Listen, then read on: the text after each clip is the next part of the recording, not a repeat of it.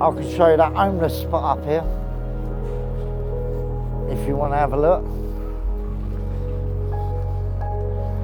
You're in luck, someone's living there. Look, see under the bridge? There's a tent, see it? That's where I used to stay when I first come to Stevenage, under there. And it was all right, it was better than being out here, especially when it was cold, because you had a bit of shelter. But you can't see much in there now. In the summer it's lovely with all the water and all that, it was beautiful. It was a good spot, that. Gave you a lot of shelter, a lot of security as well, because you got all them bars on one side, you got the lake on the other, there was only one way in. It was a nice bit of security in there. It was all right, I liked it in there, better than the woods. Yeah, it was good.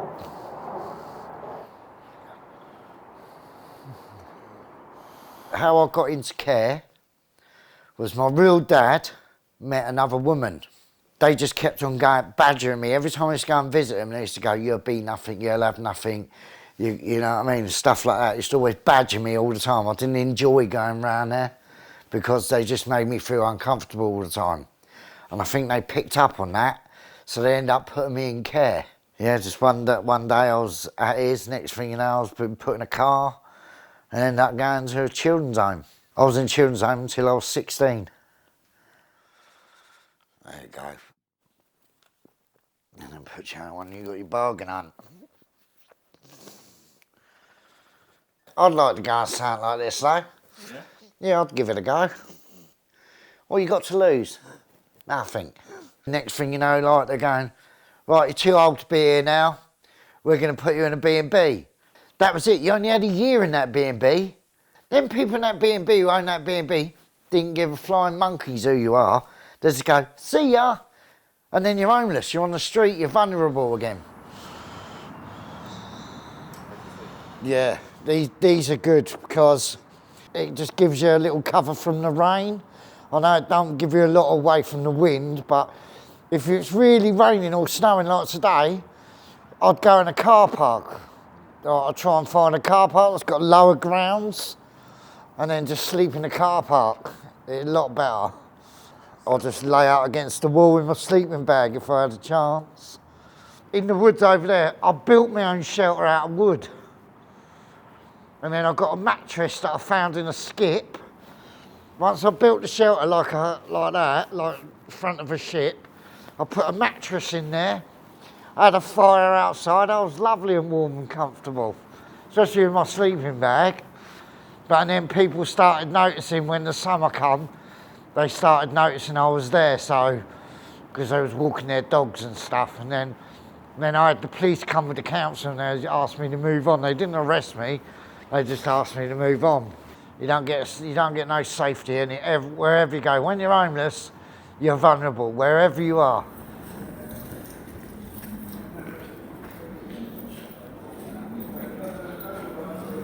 Well, when people walk past you and that, well, it makes you feel like scum, or like even worse than scum, because people just ignore who you are as a person.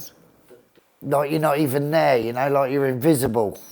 And that makes you just feel worse, because like my friend said, he goes, sometimes just even someone acknowledging who you are, just being there, just saying hello, is worth more than money itself.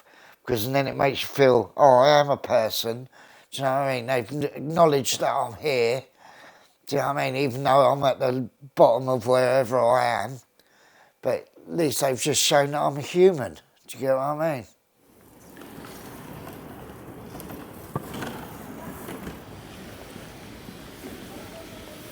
When you're homeless, yeah, you're going to take anything. If someone went to you, oh, there's a shed here, yeah, with electricity, gas and all that, you'll take it. Believe me, I've done it. I've been in a shed, all right? I've lived in a shed because it had gas, electricity. I've even lived in a converted garage, yeah, just to get a roof over my head. And then you move to a shared house, you think it's better, but sometimes it's worse. No one wants to help you, you're all on your own. And it's the same in a shared house as well. You think they're your friends, do you know what I mean? They're not your friends, mate. They're only coming round because of what you got. Get a biggest house you can get hold of and just shove one in one room, one in another room, one in another room, and you've got 7 people sharing a toilet, you've got 7 people sharing a bathroom, you've got 7 people sharing a kitchen, yeah, and they've all got different lifestyles. People that don't know what hygiene is, so basically sometimes it's like living with animals, you know what I mean, especially if you're a clean person. Yeah, but that's not just the main bit. The main thing is you are living with 6 other strangers. Do you know what I mean? That you don't know from Adam. They could be anybody, serial killers, they could be anything. And you've just got to put up with it. You ain't got no choice.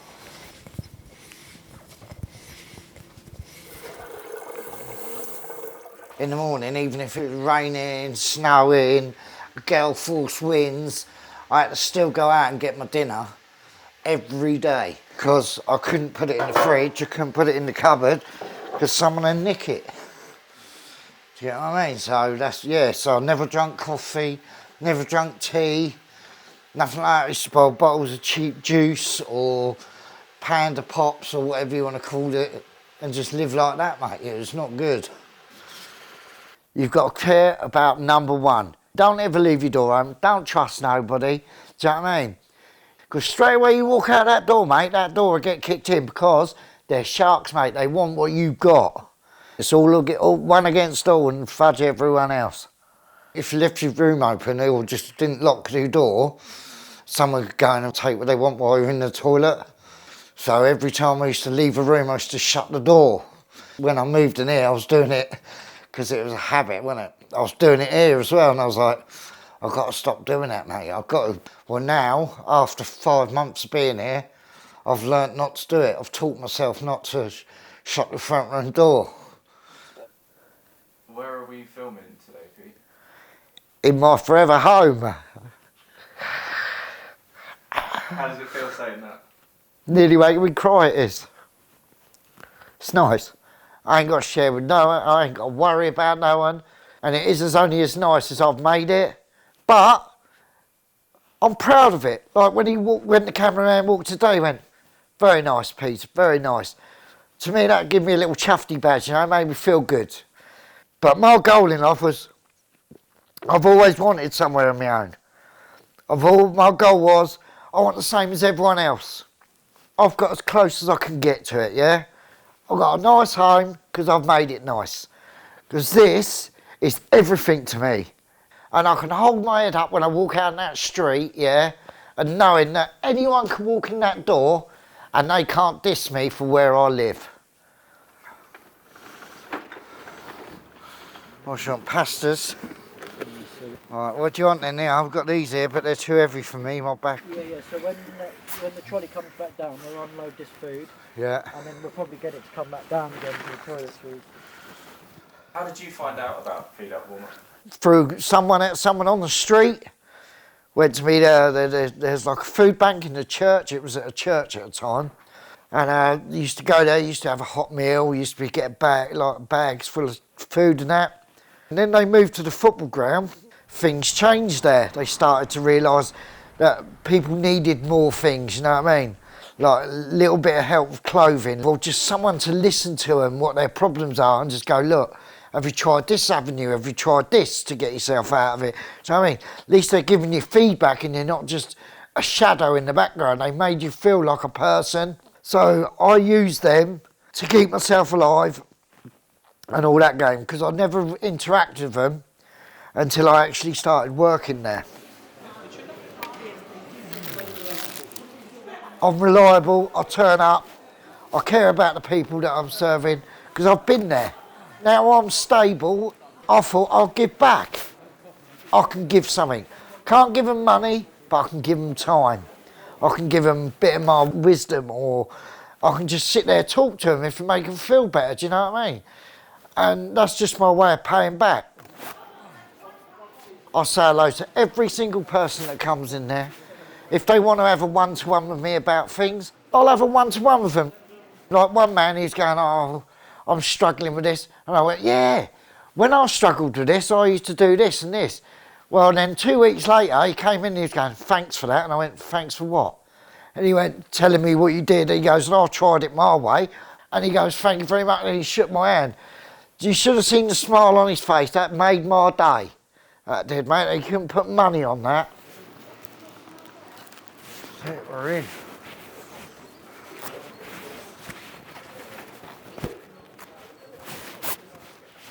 You all right, Barbara? Did you enjoy your holiday and New Year and that, did you? Pete's been on a journey. I've worked with Pete for 4 years and he's always been respectful and used the service when he's needed it. Since he moved into his place and we helped him move in, his first day, he said, I want to come back and give something back to the drop-in. And he's been here every Monday since. He's a legend. He rolls his sleeves up, he gets stuck in. He doesn't care what he does. He doesn't care if it's in the kitchen, if it's ripping up cardboard boxes. He gets stuck in, and he's a joy to be around. He's quite funny as well. It's turning 360, isn't it? He's doing what he wants to do. He wants to give back and help other people who aren't maybe, so lucky as him now, He's brilliant. Yeah. Fingers crossed for Pete. Pete's got a way of talking to other people, giving them advice and just a bit of knowledge. He's a good talker, Pete, very good talker. And I like having a good conversation with him.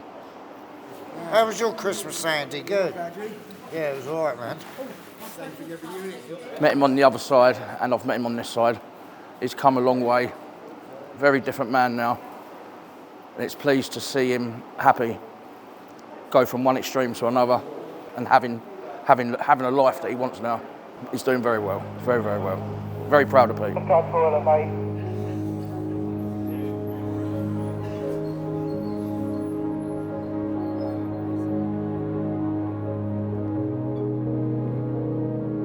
I was homeless, right, in London, sitting in a doorway, Christmas, sitting there with this poncho thing on made out of goat's fur. And this little girl come over and she's like trying to give me about 2-3 quid in change. Well, my motto is I won't take off children, do you know what I mean? I wouldn't do it. So she ran off crying. Didn't think nothing of it. A week went by. Do you know what I mean? It's Christmas Eve, I'm sitting there and this big car pulls up, mate, and this geezer pulls out and this rich woman pulls out. And they come over to me and I thought they was gonna slag me off or tell me off or whatever. He's gonna, you're the man who wouldn't take the money off my daughter, wouldn't you? I went, well, yeah, I've got morals, mate, do you know what I mean? I might be homeless and that, and do you know what I mean? But I won't take her for a young kid. And he went, you can have whatever's in my wallet, and I've got you somewhere to live. And that changed me again. I was like, wow, people give a shit, you know what I mean? It's good. Like I said, Christmas Eve, man. I don't know how he done it, but he got me a room, he paid for it all. Whole month he paid for. And he gave me every pound note and coin in his wallet, right? Nearly under £1,000 between him and his wife. I'm telling you, that was the best Christmas I ever had. Bagging. And I'm sorry, but it meant so much. It was good. It was good.